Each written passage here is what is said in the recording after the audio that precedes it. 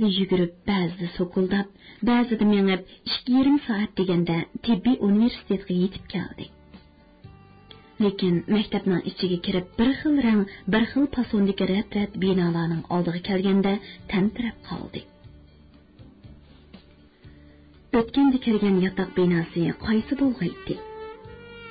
U 3 qavatli bir binoning yan eshigini ittirib edi, taqoqliq chiqdi. Yana birisining o'ttiridagi eshikni ittirib edi, ammo ichidan taqoqliq chiqdi. Biroq ayri tekis sepilgan yo'q-yo'riq maktab ichida u yoqdan bu yoqqa do'qirib, qaysi binoga kirishni bilolmay tantirab, aylanib yurdi. Shu chog'da uni binolarning orasini aylanib yurgan qeri kuzatchi ko'rib qoldi. Yo'q, qo'rqqandan o'zini daldiga elib, yiroqdan zan soldi.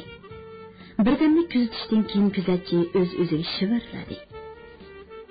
"Ya Alloh, dal o'zi shu. Shak shubhasi yo'q. O'tganki o'pni o'xshash. Ulug'xondan tirilib chiqqan ruh bu." Kuzatchi qo'rqdi. Qo'rqqan sari put-qo'llari lakaslab o'ltirib qoldi. O'tgan oydimi u bir qatam mushunda qalg'a tushib qolgan edi. Sutdek oydin kechada oshunda qip yalmash birsi to'satdan paydo bo'lib, ola taqil varqirganicha u yoqdan bu yoqqa chepib yurgan. Kuzatchi buni sarang qiyofada kirib olgan o'g'ir bo'lsa kerak deb qo'rqib, qo'g'dash bo'limiga telefon bergan. U yerdan ikki qurolli odam kelib uni tutgan. Keyin tekshirib qarasa, o'likxonada tirilib qolgan o'lik bo'lib chiqqan. Aslida u shukisilik giriftar bo'lib qolgan odam bo'lib, doktorlar ehtiyotsizlikdan o'libdi deb xato hukm chiqarib, maktab doktorxonasining o'lib qo'ydigan uyiga opirib qo'ygan. Keyin u asta-asta hushiga kelib, o'zining birmuncha o'liklar bilan billa turganligini ko'rib, bu dahshatli ko'rinishdan qo'rqib, sarosimaga tushgan holda varqirganicha o'likxonaning darvozasini buzib, qechib chiqib ketgan. Bugun kuzatchining ko'z oldida shu voqea, qalbisida shu ish qayta namoyon bo'lib, uni yana bir qatim alahsada qilaverdi. U orom taslikda o'rnidan turdi. Daraxtning soyasi binolarning daldisi bilan minib, qo'g'dash bo'limiga bordi. Yana ikki qurolli odamni boshlab, turaqni tutish uchun shap chiqarmay besib keldi. Turaqni tutish ancha tasga tushmadi. So'g'uq, charchash va ochliq uni allaqachon holidan ketkizib qo'ygan edi. Uning badani bezgakdek titrab jaloqlaydi. Ko'zlari vahimalik chekchib, javg'iydan ko'pik bo'shg'ib qolgan edi. U o'zining eng oxirgi esini yig'ib, nima deb kelganligini orom aytib bera oladi. Bu chaqda u butunlay esini yo'qotib, o't-otash bo'lib qizib yotadi. U savoqdoshlarini ko'ribla asabiylik bilan varqiradi. "Ketinglar, nima ketinglar? Sizlar meni otqili keldinglar." Tushga yaqin uning universitetdagi adabiyot fakultetidagi savoqdoshlari chiqib, mashina bilan uni qaytirib keladi va maktabning yanidagi do'stlik doktorxonasida yotqizdi. U 2 sutkadan keyin hushiga keldi. Uning o'pkasiga, bo'rikiga qattiq sovuq tekkan edi.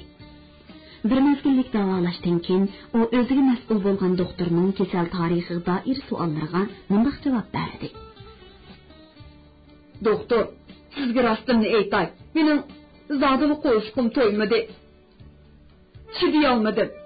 Bir kun bir odamdan Saranglar doktorxonasida to'yg'ish tomoq beradigan degan gapni anglab qoldim. Shuning bilan men Sarang bo'lib olib, shu yerga berib qo'rsoq baqay degan o'yga kelgan edim." Shuningdan keyin uning ustida qo'rsoq sarangli deydigan gaplarni ancha-muncha tarqalib yurdi. Uning o'pkasi, bo'riki xeyli uzun davolashdan keyin asliga kelgan bo'lsa, lekin nozik nervlari xuddi qattiq bo'ronda zarbaga uchragan sumbul notillaridek tal-to'kis asliga kelolmadi. U bu yil 5-oyning oxirida doktorxonadan qaytib chiqqanda, u bilan Sarangning oraliqidagi Majnunga aylanib qolgan edi. Anlavatqanыңlar Beli Qutoridan anlatılavatqan avazlıq əsərlər sahifəsi.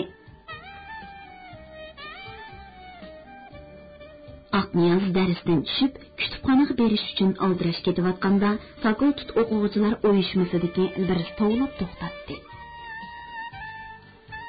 Aqniyaz, sizga xat. O chippida to'xtab orqaga burildi. Yiliqi o'quvchi uningga bir parcha xatni sunib turardi. Aqniyaz xatni oldi. Turg'undan kelganligini ko'rib, texmi so'yinib ketdi. Oldirishchilikda konvertni qiypash yertib qo'ydi. Dostum Aqniyaz, xatingni topshirib elib, yozmishlaringdan loqib bo'ldim. Shavkat kichim og'ridi. Uning uval bo'pti. Mening bilishimcha, uning ko'ngli bizning mahalning orqasidagi tog'dek ochiq yo'riq edi. Yuragim xuddi osh taqir tog'dek teshida ko'rinib turardi. Xayr, bu mo'talva taqdirning vaqtliq chaqchiqi bo'lib qola. Demisim hozir hamma yerda sinfiy kurash tori qattiq tortilib ketyapti. Tars qilib uzilib ketishdan qo'rqyapman. Chunki markazning nazariyasi bo'yicha har qanday narsa chekidan oshsa, aksiga qaytadi emasmi? Yaqinda bizning Go'ngshidagi Soy mahallasida sinfiy kurashning ajoyib bir yangi izlanishi bo'lib o'tdi. Sen shoir bo'lg'achqa real turmushimizdagi bunday yangi ishlarni anglab qo'y. U yerda Zulm Pasha ismli bir do'yjon bo'ladigan. Kishilar uni orqadan Zulm Pasha deb ataydi ekan. U atrofning xeli yaramliq bir kalasini 2 yil shaxsiy ishlatib, juluqini chiqarib yetibdi. Kala yig'ir bo'lib, ko'zi chapaqlashib, o'larman bo'lib qolganda, atrofdagi Shoyid Panqay ismli bir pomchiki berib, bu kalaga sen ega bo'lasan, kollektivning har qanday ishiga ishiltsan, ammo o'ltirib qo'ysang 2 kala to'laysan debdi. Shuning bilan bechora pomchik, "Atla bu gapni xato qildimi? Zulm Pashaning buyrug'ini Allohning amrida qabul qilib, kech-kunduz kalining yenidan neri bormabdi. O'lib qolishdan qo'rqib, o'zi yemay yegizib, ishmay ishkizibdi. Bir necha oylar bo'ldi deganda, kali bayqush asta-asta asliga kelib, may tomqidek samiribdi. Tushlar parqirab, ko'zlarim chaqmaydigan bo'libdi. Bir kuni Shoyid Panqay uni o'zi bilan bozorga bella opirib aylantiribdi.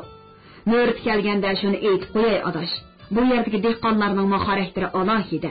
Och qolsa-mu arpa yemaydi, yalang'och qolsa-mu cho'ruq kiymaydi, piyoda qolsa-mu nedishak minmaydi, puli bo'lmasa-mu bozordan qolmaydi. Shoyid Panqay bozorni bir qo'r aylanib bo'lgandan keyin kalini yo'lning do'qmishidagi bir daraxtga bog'lab qo'yib, o'zi ushaq-tushak savdolikqa ketibdi. Shu chaqda bozor aylanib yurgan heliqi do'yjon Zulm Pasha kalni yiroqdan ko'rib tonibdi va shu yerda vaqirab ketibdi. Bu pomchik kollektivning kalasini shaxsiy ishib selib bozorga elib kiribdi. Uning ishtiqollisini yangish kerak. Kim bilsin, shu chaqda kalimo do'yjonni tonib qopdi. Bu to'siz hayvon do'yjonning o'zini uzun vaqt qattiq ishlatgan, azoblagan, och qo'ygan va xo'rlik qilmishlarini aslab, ko'z oldiga keltirib darg'azab chiqibdi-da, bog'lanliq yerdan yo'l qilib, arg'amchini uzib do'yjonga qarab etilibdi. Uni bozorda qo'g'lab yurib, ustiga beribdi, tepibdi. Agar Shoyid Panqay vaqtida yetib kelmagan bo'lsa, asabiylashgan kala Zulm Pashani cho'qib o'ltirib qo'ydi ekan. Xudoga shukr, oz to'la qon to'kilgan bo'lsa-mu, qotillik voqeasi yuz bermabdi. Atsi bu ish butun Go'ngshga tarqalib, yaqinqi yillardan buyon eng yangi va eng alohida xabar tariqasida g'ulg'ul qilindi. Go'ngshi va Doduy kadrlari Soy mahallasiga davrab kelib cho'ng yig'ilashdi. Shoyid Panqay qattiq kurashga tortildi. Kurash yig'inida Go'ngshi shojisi nihoyat jiddiylashgan, xafa bo'lgan holda mundaq dedi: "Xaloyiq, hozir jiddiy sinfiy kurash o'tkazilib shu darajaga yetdiki, dushmanlarimiz hayvonda foydani sizga hujum qilmoqda. Jahil pomishtik Shoyid tilsiz qonni o'ziga ko'ndirib duo o'qitib, inqilobiy kadrlarga ziyonkashlik qilishni o'rgatgan. Pomishtikning qo'lida zaharlangan bu kala oxir bizning inqilobiy kadrimiz Zulm Pashani usib eg'ir yaralandirgan. Mana bu sinfiy kurashning bizning Go'ngshidagi yangi ifodasi, yangi yuzlanishi." Kurash yig'ini yarim kun ochildi. Yig'inning oxirida 67 yoshli Shoyid Panqay miltiqining payniki kamarning to'qisi bilan urib so'qilib shu yerda qo'lga ilindi. Eliqi zaharlangan bechara kalamo hukmning sirtida qolmadi. Uning yana anzi paydo qilishidan saqlanish uchun qassob setilib bo'g'izinish qaror qilindi. Aqniyas xetimning musharlarini o'qib etib qanday ta'sirotga kelganligini bilaman. Men senga o'xshashla atrofimdagi ashundoq turmushdan shuni his qildimki, nodonlik, ma'naviy gadoylik va ayni inson jismidagi mangu yugib tozliqil bo'lmaydigan kirga o'xshaydi ekan. Xuddi u Bulqosim Firdavsning nodondan zarlaydi hatto tog'u tosh, nodonga tantana bo'lmaydi yo'ldosh degandek bo'ladi ekan. Sen xetingda Zoid to'g'risida so'zlab kelib, kimdir birsin heliqi ishki misra she'rini naql qilibsan. Ey yorallar, qo'rqma shaytondan, shayton chiqdi bu kun insondan. Pulmi joyiga tushibdi. Shayton degan bu mal'un o'z zamonisida Alloh tarafidan jannatda odam oti bilan Havo ona uchun yasalgan Adam bog'ichisiga yilon suratida kirib, ularni ozdirib cheklangan mevani yegizib, odam oti bilan Havo onaning jannatdan qo'g'lab chiqarilishiga sababchi bo'lib ekan. Bugungi kundami u odamlar orasida har xil surat, har xil rangda paydo bo'lib, kishilik turmushning pokligini, ijilligini, samimiyatini buzayotdi. Zoid o'xshashlarni rostilla do'stlik, sadoqat, muhabbat degandek chiroyli kiyimlarni kiyib oladigan aldamchi, saxtipas, vafosiz shayton desa bo'ladi. Rostilla uning ko'ngliga shayton o'sabdi ekan. Har qanday shumliqlarni qilishdan yonmaydigan o'xshaydi. Uning yuzsiz nomardligini anglab bir kecha uxlay olmadi. Ko'z oldimda nurg'un ishlar o'tdi. Menimcha undaq vijdonini, g'ururini setib, nom-manfaatga erishuvchilarning nazar doirasi intayin tor bo'ladi. Ular bugunni bilib, kelgusi bilan kori bo'lmaydi. Natijada misqol foydani deb tumanlagan kirimdan quruq qoladi. Bundaq odamlar manga oxir berib shaxsiyatchi, qoriniyat, so'g'uq, shafqatsiz odamga aylanib, na mehr muhabbat, na do'stlik deganlardan mahrum bo'lib, yakigona, elim-dimoni bo'lib qoladi. Yaxshi do'st kishiga ulug' xazina degan gap bor. Menimcha, haqiqiy do'stlik faqat samimiy, kamtar odamlar orasida paydo bo'ladi va o'zaro qilingan izzat-hurmat bilan kuchaydi. Shunga u intayin pok va muqaddas tuyg'u. Yaqinda bir qadimiy kitob qo'limga tushib qoldi. Uning bir yerda do'stlik haqida mundaq yozilibdi. Oliy janob kishilar o'ttirisidagi do'stlik suzuk suvdek toza bo'ladi. Chaqili kishilar o'ttirisidagi do'stlik sharobdek lazzatli bo'ladi. Oliy janoblar o'ttirisidagi do'stlik suzuk bo'lg'achqa u texim mustahkamlanadi. Chaqili kishilar o'ttirisidagi do'stlik lazzatli bo'lg'achqa u oxir buziladi. Shuningga qaraganda bizning Zoid bilan bo'lgan 3 yillik do'stligimiz keyingi fikr ekan. Uning buzilishi muqarrar ekan. Asab qarsam bir chaqlarda Zoid Gorgining bo'ron qush qo'shiqini yod elib, sinfda, yotoqda varqirab o'qib yuratdi. U uning nimasi qiziqqan bo'lg'aydi. Bo'ron qushig'imi yoki pingvinig'imi? Endi qarsam u pingvinga qiziqib ekan.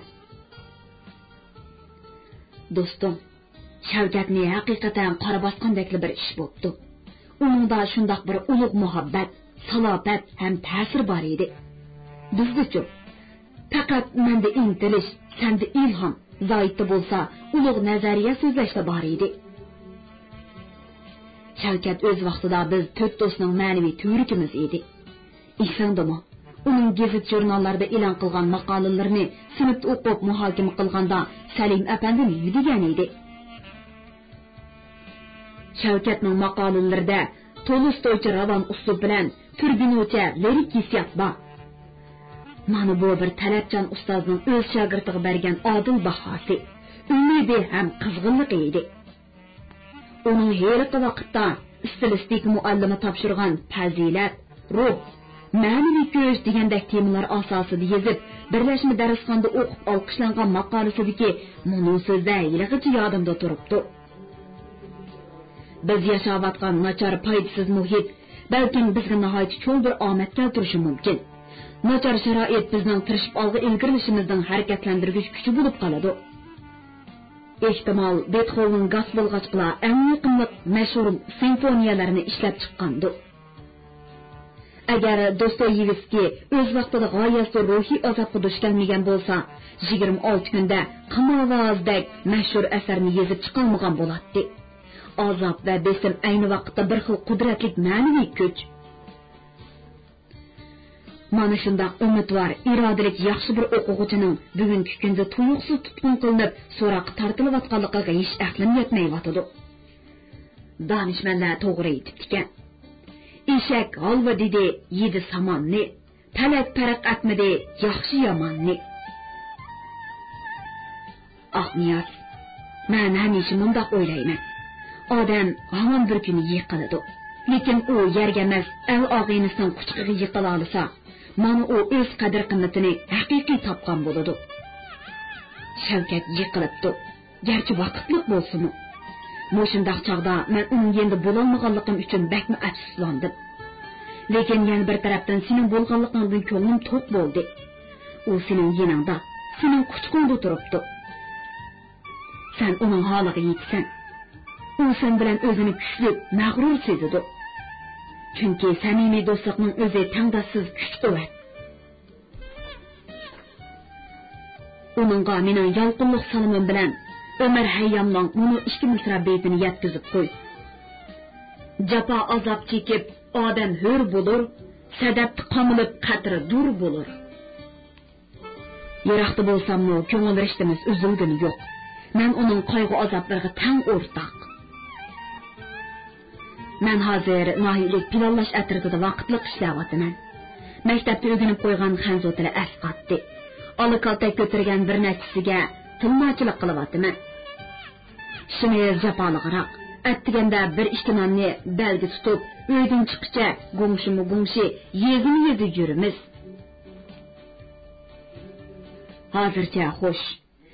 Sana va Shavkatga saqliq, omonlik, xushallik tilab qolguchi naqobil do'sting Turg'un. 1962-yili 23-iyun Igiz Yargungshi. Anglayotganinglar Biliq to'ridan anglatilayotgan ovozli asarning sahifasi.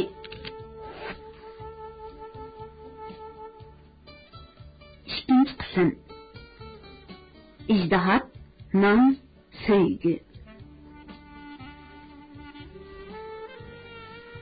Kunlari, ana shu qismatli kunlari xuddi oppoq cho'qiliq bug'da teg'i ustidagi yeniq bo'z bulutlarga o'xshash keyin-keyindan o'tmaydi. Shavkat Kamirdan ozod qilindi. Maktab partkomi uning ustidan dehqonchilik maydoniga tushirilib, emgak bilan o'zgartiriladi degan hukmni chiqardi. U tabiatning keng qo'yniga qaytdi. Necha vaqtdan buyongi ruhiy va jismoniy jihatdan qisilishdan jiddiylashgan nervlari bu go'zal va keng bo'shliqqa chiqib, xeyli orom topdi. Arik tabiat, xushal emgak, normal insoniy munosabatdan uning ko'ngli ko'tarildi. Ruhi urg'idi. Ichki dunyosi go'yo bahor faslidagi cho'g'liq tangdek yo'p-yo'ruq, iliq bo'lib qoldi. U kamerdan bo'shtilib, emgakka qatnashgan kunning ertasi Oqniyoz uni yo'qlab keldi. Keng dalada ishlayotgan er-ayol ishlamchilar xeyli ko'p edi. Tomuzdan hil tapdi badanni qizdirib, yuzlarini yelinji tatdi. Mayikchan bo'lib saylikda ishlayotgan Shavkat yiroqdan Oqniyozni ko'rib qirg'i chiqdi. Ikki qo'llarini giralashtirib, eriq bo'yidagi daraxt soyasiga keldi. Dastlab uchimlab suv ichdi. Keyin tamaki o'rab chekkach parangga tushdi. Oqniyoz bugun necha vaqtdan beri sir tutib kelgan ko'ngilsiz ishni ochiq aytish qaroriga kelgan edi.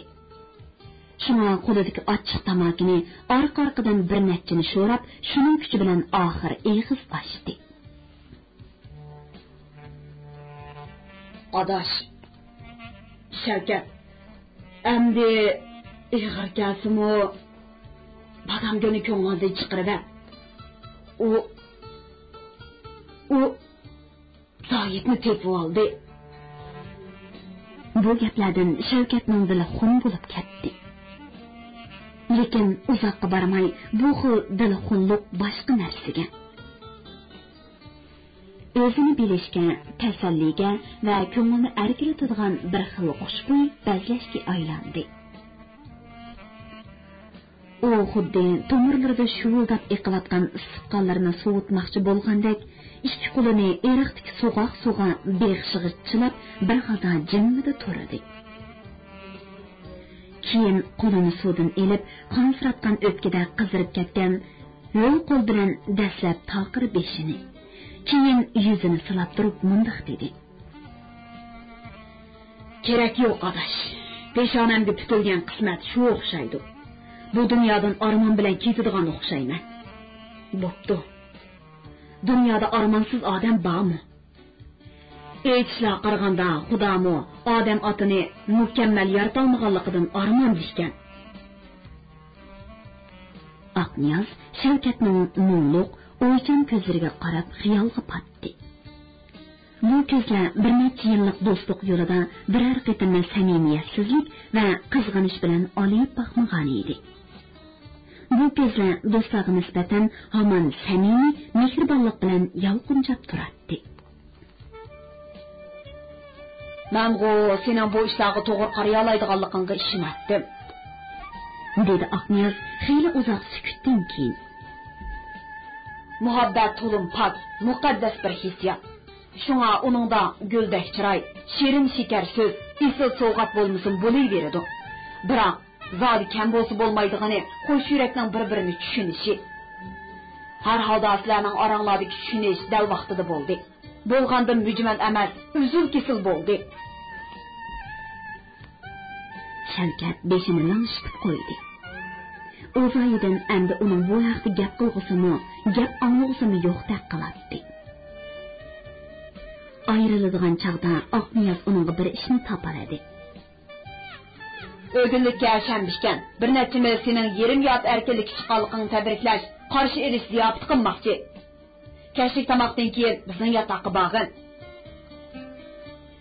Yo'ldoshiga yana seriq sopsanda", dedi Shavkat Aqniyazga ma'nili qarab. "Nima qilatdinglar avar bu? Ko'rishib turgandikin bo'lmadimi? Bu mo savoqdoshlaring san bo'lgan ko'ngli", dedi Aqniyaz ketib etib. "Unutib qolma ha, Shambikash", degandek Shambikash qizg'in o'tdi. Aqniyazning yotqidagi ziyofat katta ham tantanlik bo'ldi. 12 savoqdosh kichkin shirani cho'rdab qisqistanchilik ichida o'ltirardi. Shira ustiga qalaymaqon qo'yilgan noz-ne'matlardan kim nim topsa shuni akilib qo'ygandek qiladi. Parcha-purat nonlardan tortib xilma-xil kamputlargacha, turib bilan tarxamakda qilingan xomsaydan tortib fintozi bilan kavida qo'rilgan pishiq saygacha, ichiga qurut tushgan gulaqoqdan tortib tish o'tmas bo'lib ketgan erimchik bo'g'irsoqlargacha, pechaklik haroqlardan tortib parcha haroqlargacha, sharab markaliq paprusdan tortib lozi yog'chidan so'qib yasalgan ochiq tomokagacha hammasi bor edi. Qarmoqqa oddiy-sodda g'o'rgin ko'ringan bu dasturxon amaliyotda mush kichkina uyda kirar bo'lib o'ltirgan 10 yoshning o'tliq yuragi, bir-biriga bo'lgan hurmat himmati va samimiy sadoqati edi. Shu ular yemak-ichmak cho'pchil bo'lsa-mu g'urbatchilik his qilmaydi. Yotoq kichik bo'lsa-mu qistonchilik sezmaydi. Ular hammani ko'ngil ko'zi bilan ko'rib, ixlos tarozi bilan o'lchab, shunda qizg'in, bayoshat ham bahuzur o'ltiradi. Bugungi o'tirishning soqisi salay qasham edi. U kichkina aynak rumkadan tortib, ko'rishka va sapal tovoqlarga qo'yilgan haroqni hammaylanga tarqitib, oxirgi birsini o'zi oldi va tunji qadah nutq so'zlashga boshladi. "Bilib qo'yinglar, Peqir qasham bugun ziyofatning qonunliq saqisi bo'ldi. Biz bugun kamirdan bo'shtilib, maydonga tushirilgan og'inimiz, birodarimiz, saboqchimiz Shavkatning yerim erkinlikka erishganligini tabriklamoqchi. Yoshsin erkinlik. Bugun yap-ichib, o'ynab kulib ko'ngil ochimiz. Shunga bugun aroqni yaxshi ichib bermasanglar, Mana muş saydıki fintoz bilen boynumga sırtmak silip aldığınızı ölüp birime. Kenanız götürdü. Hem mağlanın salametliki hem imanımızın kuvvetli pişti. Hoşa! Saray Qaşangning bunda qiziq, yumurluq so'zlarining kuchi bilan birinchi, ikkinchi va uchinchi rumkalar g'iding-pidingsiz ishchilib ketdi. Qonlar qizib, yuzlar qizardi. Tillar ravonlashib, gap so'zlar ko'payishga, varanchurum aljishga boshladi. Gayet mayit yo'g'on hijrdagi haraqni qo'liga elib, "Qani og'iydilar, bugun ishdi. Chavimizning yig'ini zakos qilib ishitimiz" dedi. Arqadan Sulayman Qizilburun, "Sanmo qo'rsa qazroq qotcham selib ishmamsan. Qasmoq do'ppangni purab ishiverib, atsizlardan qaynisi vijdonim qayndi deb so'qishmoqsan boshqa ishing yo'q" deb uning bilan rumk so'qishtirishdan yaltaydi. "Han qilma Qizilburun" dedi Sanay yana o'ttirg'a chiqib. "Eliq kaltaysga chaqurazni so'yman. Uchay bag'irni sening Amerikan ro'shanga o'pki siqib qo'ydi. Terisini sen bu yoqishda jo'kishtirib kiysan, qandoq?" Birisining vay deyishi bilan umumiy kulki ko'tarildi. Kulki bilan tang Qizilburun oldidagi aroqni silkinib turib, ta'sirli ichivatdi. Endi Aqniyoz yo'g'on rumkadagi aroqni qo'liga oldi. "Og'inglar, yana bir ko'tayli" dedi u salmoq, lekin bir xil hissiyotli tuyg'u bilan. "Aroq ichib mast bo'lishmi odam uchun bir xil lazzat bag'ishlaydi. U seni cheksiz xiyollar dunyosiga tashlaydi. Sen u yerda ajoyib g'aroyib manzaralarni ko'rasan, ko'ngling ko'tariladi. Demak, sen bugun Navoiy hazratlari aytgandek maishidan yar aksini ko'rdi ekansan-da" dedi Salay Qashang uning so'zini bo'lib. "Bo'pti, bugun ancha ruhimiz behush bo'lg'ida chichayli. Sen mana shu ajoyib g'aroyib manzaralarni g'unch qiz bilan tomosha qilgin." Hammaning muharraqlarini qo'liga elib ishchayli deb turganda, xuddi to'limdan to'qmoq chiqqandek matkirin matfasim varqiradi. "To'xtanglar, bunda oson ishchiyirdigan gap yo'q. U shiroqdasi." Bu taklifga hammaylam qo'shildi. Ular qo'llaridagi aroqni yana joyiga qo'yib churqirashdi. "To'g'ri, shironlaydi. O'qi Aqniyoz. Maykovskiydek o'qi. Yo, Qo'shkindek o'qisin." Kuchli tiniq aroq Aqniyozning vujudida harorat to'lqini paydo qilgan edi. Uning yuzlari xo'roz tojisda qizirib, ko'zlari nastonlanishib ketgan edi. Bunday chog'da u texmi salobatlik bo'lib ketadi. "Ma'qul, o'qsab o'qidi" dedi u va qo'lidagi rumkani qo'ymay, o'zini erkin tutib, do'lqinliq intonatsiya bilan bir kuplet she'r o'qidi. "Yattirat yuysangmi daryoda ishdi. Yanili ishlastur bo'lsa u aman. Aysoning ishki Makkaga borsa, qaytqanda yanila ishastur hamon. Qalb suqidi, ta yaxshi yerga. Voh!" Meslarga xos qiyichuvlar, ona tag'il varqirashlari yotoqni bir oldi. Ashundoq tartibsiz, abjash ovozlar ichidan kimdir birisining bo'g'uq, lekin vazmin xitobi hammani besib tushdi. "Esop emas, Aqniyoz o'zining she'rini o'qisin" birsi uningga savol qo'ydi. "Amsa hozir o'qigan kimningki? Kimning bo'ladi? Shayx Saidning she'ri. U bizga o'zining yozganini o'qib bersin. To'g'ri, o'zingnikini o'qi. Muhabbat liriksini o'qisin. O'qimansin, qara, uning eshak aydaydigan tayoqdek dingib turg'indi. U hozir she'r to'qiyotidi. Tez o'qi Aqniyoz, bo'lmasa hammamizning haraqini ichsa." Aqniyoz lekkida beshini ko'tardi. Aroqdan qizirib xumarlashgan ko'zlarini yo'g'on ochdi. Levini yalab tükürükünü yutdi. Ondan qo'lidagi rumkani hammaylanga domlab qo'yib, yaqinliq, hayajonli ovoz bilan texi yaqindan yozgan bir kuplet she'rni zo'q-sho'q bilan o'qib ketdi. "Sendudur ko'zlarim, sendudur ko'ngil. Sen ömrüm kökida parlagan quyosh. Sendudur ishonchim, sendudur yurak. Sen borki ko'zlarimga yo'limaydi yosh." she'rning sehriy kuchi bilan jimjit bo'lib ketgan so'rinni Salay qashongning mastona ovozi buzib o'tdi. Ah, G'uncha qiz, qaydasan Dildor? Seni da o'zimni unutdim bekor. Shu xandon kulki ko'tarildi. Oqniyozning o'zini Salayning chechan va chaqqonligiga qoyil bo'lib kulib ketdi. Kulgandimi yuragidan chiqarib do'rkashlik bilan qah urib kuldi. Ras, Salay uning yuragidagini topgan edi. Uning yuragidagi G'uncha qizga bo'lgan zo'qlanish asta shirin talabga aylangan edi.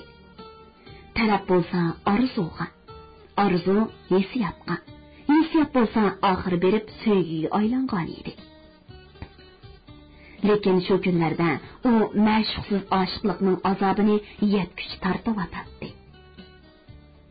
Bundaq ma'shuqsiz oshiq bo'lish Oqniyozni bara qizning qalb qasri oldidagi g'oyibona bir devonaga aylantirib qo'ygan edi.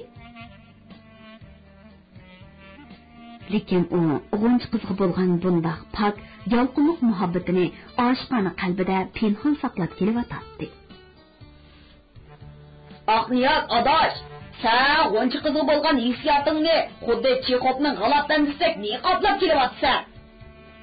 dedi yana shu Salay do'stona ishkuyarlik bilan. Mundaq yo'shirin kuyib pishib yurib, oxir yurkingni qardan chiqarmag'i yoki kattarga etilgan lechindak hujumg'i yoki o'tni tortib haroratib pasla. Mening peshonamga tutilgan taqdir shu o'xshaydi Salay. dedi yuragidagi yuziga tepib turadigan, ko'nglida kiri yo'q bu yigit taqdirga tan bergan qiyofatda. Men Shekspir aytgandek muhabbatdan iborat bu lazzatlik azobchi to'lg'ilib yurayveradigan o'xshayman. U shundoq dedi-da, ulug' chichiklanib, qo'lidagi haroqni bir tiniq bilan ichib-etdi. Hey, Salay, sen ava o'zingning g'amini yegina. dedi haroq bilan tangsilib, qiyomga yetgan g'oyib ko'zlarini uchburchak qisib. Sen o'ylab baqa. İşq muhabbet yok adam değil bulamdı. Ondaq adam bəyni şəpərəngə oxşaş bu nurluq dünyanı qaranğı gördək ötküzüdü. Dərhal qızda səni birisi kuyub baq. Salay o'rindan yerim qo'zg'alib, kichkina pistik ko'zlarini mat qilmay chekchaytib, g'oyib maytga hayron bo'lgandek qiziqib qarab mundoq dedi. Vay, yaxshimisiz? Aramizda yana bir hissiyot payg'ambari chiqdimi nima? Bilib qo'y, giribmir. Men o'xshash yilik to'shqon. Bu qupatan yigitni ko'rsa, har qanday qiz degan ashq pichakdak yurishim oladi-jumu. Lekin men o'zimni qattiq tutib yuribman. Chunki men uchratgan qizlarning badan qurilishi texi bir o'lchimimga to'shqini yo'q. Aradan birisi qiziqib so'radi. Sening o'lchimin qanday? Egizmi, pakami, o'ruqmi, semizmi? Men yaxshi ko'radigan qizning badan qurilishi mundaq bo'lishi kerak. dedi Salay o'rindan turib va qo'llarini arvan-sarvan shiltib turib davom qildi. Beli inchki bo'lib, muskullari elastik bo'lish, yog' oz bo'lish, oqsuv ko'p bo'lish. Ha, bilak paqochoqlari tez va moslashgan bo'lishdan iborat. Qachon ovoz o'zingga boqqanda nag'irqoq degan gap bormi? dedi qizil burun qo'lidagi yog'och cho'kini shiltib turib. Bichara do'stim, rang-rang bo'lay deyman. Ishim bilan bo'lolmayman degandek, sen qizlar o'lcham qo'yib yuramsan. O'zingga bir qarag'ina, turqing ana shu. Bu salpon quloqlaringni kesib atgan bo'lmasa, bu cho'qinlaringni qora suvoq bilan suvab, sadaqni qilib bo'lmasa. Birsi vay deb var qaradi. Shuning bilan tangla paraq-puruq kulki ko'tarildi.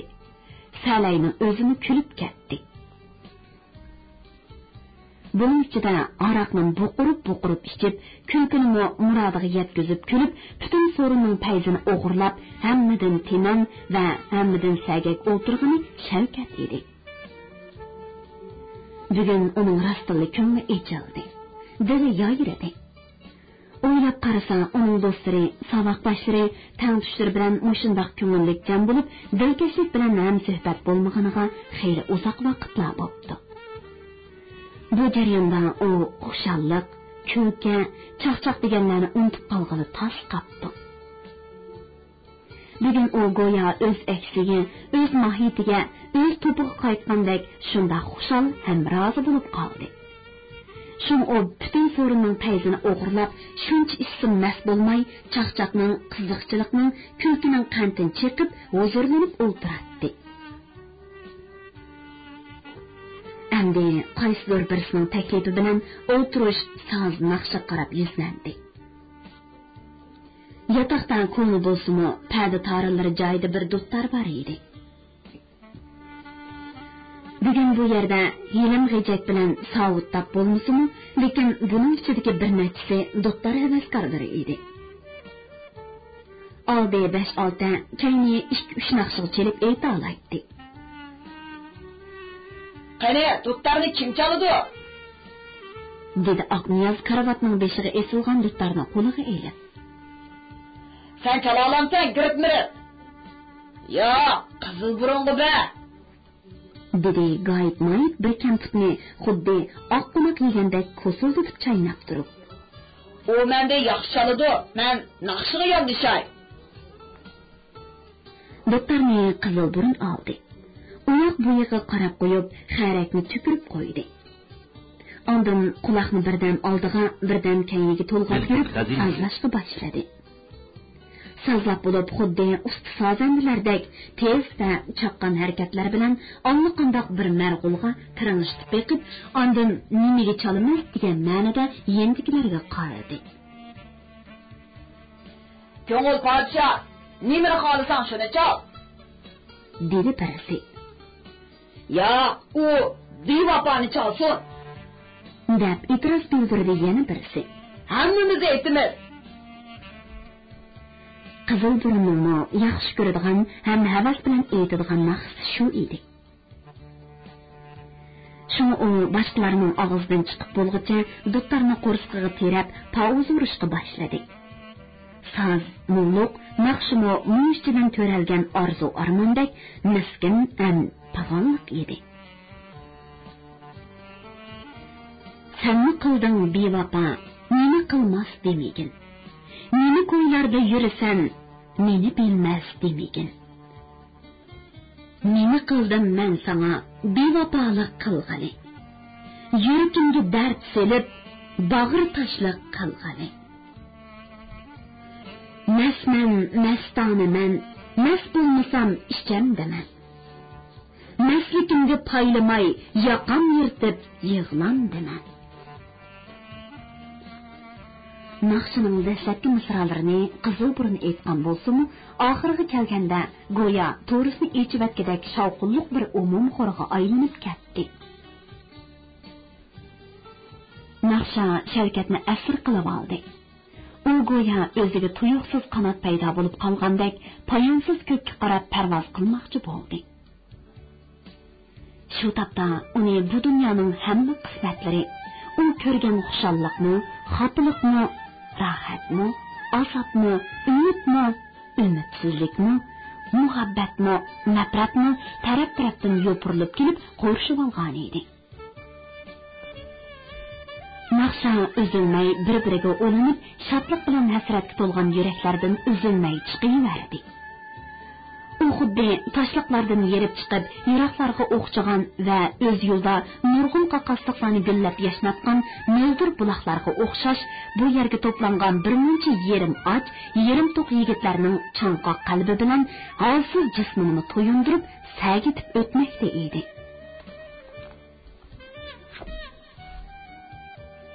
Beliqut shirkatida ovozga elinib, Beliqut to'rida anglatilayotgan Uyg'ur yozuvchisi Ahad Turdining Shinjang xalq nashriyoti tomonidan nashr qilingan Ay yomg'iri nomli romanini bugun mushergacha anglatdik.